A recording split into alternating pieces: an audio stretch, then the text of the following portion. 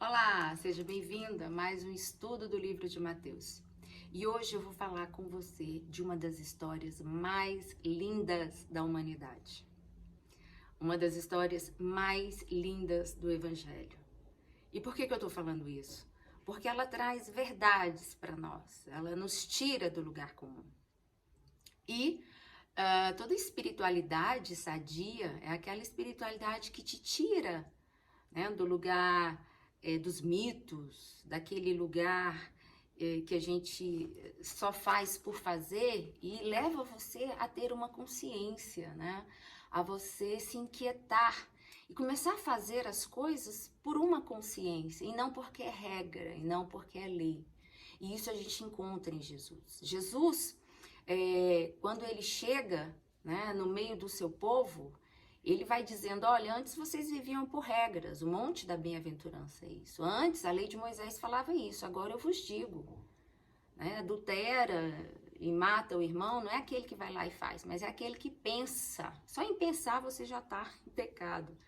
E é isso que Jesus faz conosco. E nessa história, ele também vai nos remeter a isso. Vai confrontar a gente para ter uma postura mais consciente e menos legalista. Fazer por fazer. Faça ou deixa de fazer a partir da consciência, da verdade interior que você tem com o Espírito de Deus que te habita. É para esse lugar que a espiritualidade de Jesus nos convida. E essa história que nós vamos hoje estudar aqui é exatamente isso. Então se prepare para ser confrontado. Confrontada, essa é a palavra. Vamos lá. Eu vou lendo aqui, à medida que eu for lendo, a gente vai conversando. Tendo Jesus entrado em Cafarnaum, aproximou-se dele um centurião, implorando, pedindo, clamando. Olha que legal.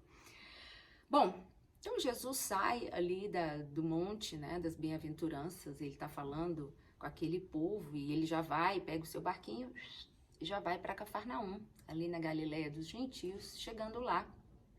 Um centurião. Quem era o centurião? Você já ouviu falar do centurião? Bom, centurião era um moço, uma autoridade, cheia de prestígio, cheia de privilégios, que comandava a centúria.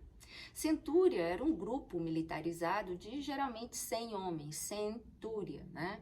E eram responsáveis pela doutrina, pela disciplina do exército romano. Então, a centúria era uma parte das legiões. Legiões eram grupos de centúrias que andavam ali dentro, não só da Galileia dos gentios, mas em toda aquela região, que comandava, né, que supervisionava as ordens de César, que na época era Nero. Então, essa centúria trabalhava a comando do exército romano. E eram romanos, naturalmente, e era um povo que caminhava segundo a sua cultura, segundo a sua própria religião, tinha os seus afazeres normais. Então não era gente que tinha a cultura judaica, que obedecia à religião judaica. Isso aí a gente tem que ficar bem claro para entender esse contexto de onde o centurião sai. O centurião então sai dessa postura, né, desse lugar de autoridade.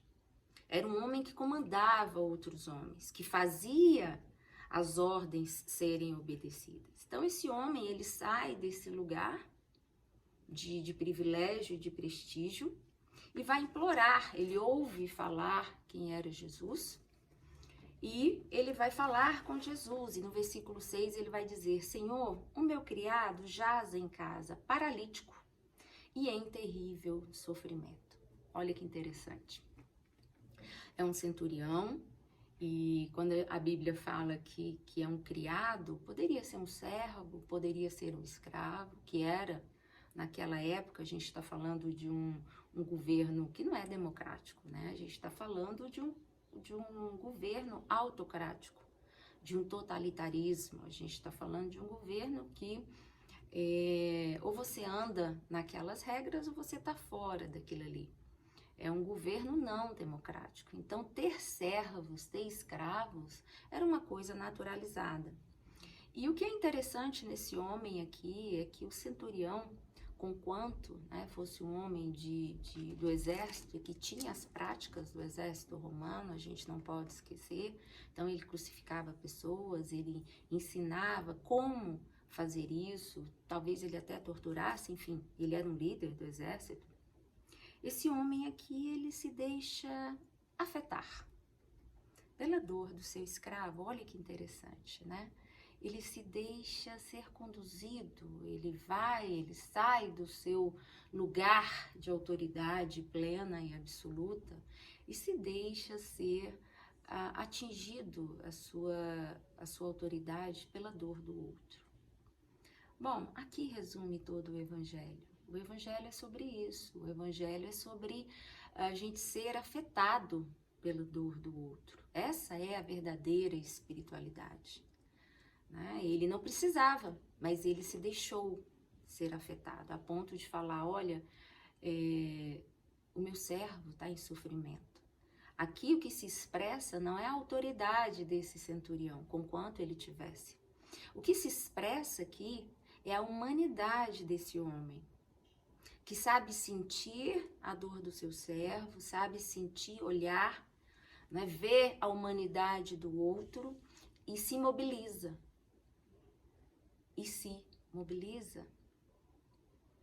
Coisa que é humana, coisa que não é um milagre visível, mas é um milagre invisível, porque acontece no interior desse homem.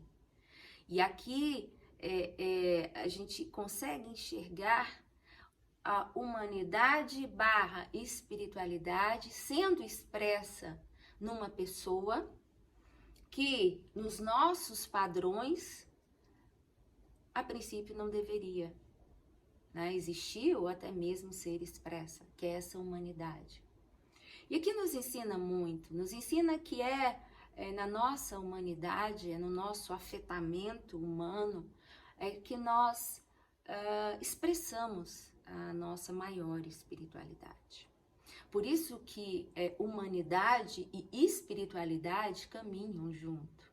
E a vinda de Jesus como Filho de Deus a caminhar entre nós é justamente nos dizendo isso. Que, conquanto seja divino, ela não é apenas mística por si só. Mas eu consigo ser divina, espiritual, na minha humanidade. É através da minha humanidade que o meu divino espiritual se manifesta. Olha que interessante. Por que eu estou falando isso? Porque Jesus, quando é impactado pela verdade da vida, pela verdade do sofrimento, o que Jesus vai dizer?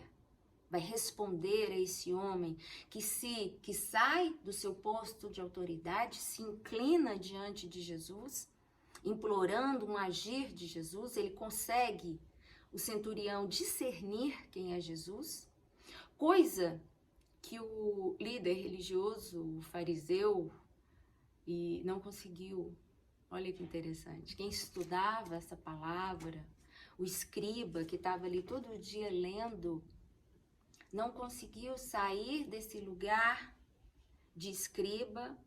O líder do Sinédrio não conseguiu sair do lugar de liderança e ser afetado pela dor do seu povo. Antes, eles vão dizer que Jesus é o próprio filho de Belzebu. Essa é a palavra que sai da boca dos fariseus em João. João vai nos mencionar isso. Mas aqui, a gente vê que quem discerne essa autoridade que cura, que diz uma só palavra, lá longe, o Espírito que habita nesse homem, porque o que discerne ele a Jesus não é a carne, mas é o seu Espírito, é o centurião.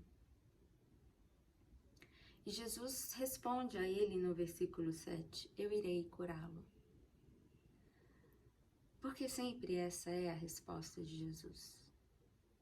Jesus, diante de um espírito quebrantado, o salmista vai nos dizer, Deus não despreza uma dor humana. Jesus entra, né, como eu disse no vídeo anterior, Jesus entra né, nessa dor humana. Ele fala, não, essa é a resposta. A resposta espiritual de Jesus é sempre pronta para curar o outro. E a gente aprende aqui com esse centurião que tá sentindo a dor do seu servo, é algo muito profundo, é um lugar de não julgamento. Isso me ensina a não julgar quem quer que seja, nunca, nunca. As circunstâncias, as aparências de quem quer que seja, nunca pode me colocar num lugar de julgar o outro. Eu posso até dizer que a atitude dele é ruim, que o que ele está fazendo é errado, porque eu raciocínio para isso. Mas julgá-lo, colocar num lugar de perdição, dizer que ele vai para o inferno, esse não é o meu lugar jamais. Porque um centurião, qualquer que seja, ele pode carregar esse espírito. Ele pode carregar um espírito curador. Ele pode carregar um espírito humanizador. Ele pode carregar um espírito cheio de milagres interiores.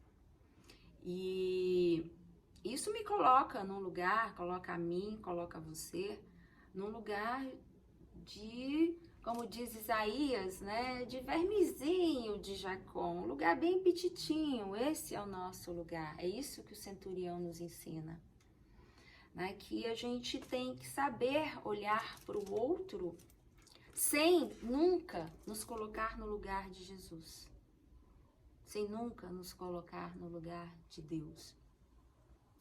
Eu teria muito mais a falar sobre o centurião, mas eu acho que nesse primeiro momento é isso que a gente aprende do centurião.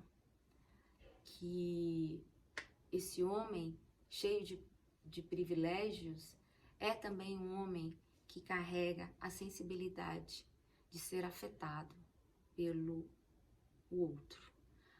Amar o outro como a si mesmo é a palavra que se cumpre aqui diante do centurião. E eu aguardo você para a gente continuar. Até a próxima.